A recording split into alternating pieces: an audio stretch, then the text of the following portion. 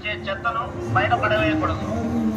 గ్రామ పంచాయతీ వారి రిక్షాలో గాని ట్రాక్టర్లో గాని మాత్రమే వేయవలెను.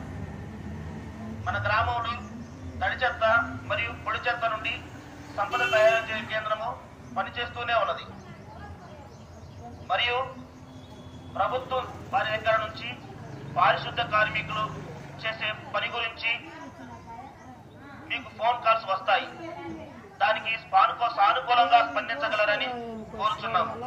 ఇట్లు గ్రామ పంచాయతీ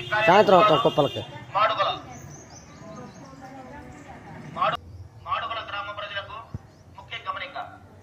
మన గ్రామంలో చెత్త నుండి సంపద తయారు చేయ కేంద్రము పనిచేస్తుంది కనుక గ్రామ ప్రజలు మీ ఇళ్లలో నుండి మీ షాపులలో నుండి వచ్చే చెత్తను బయట పడవేయకూడదు.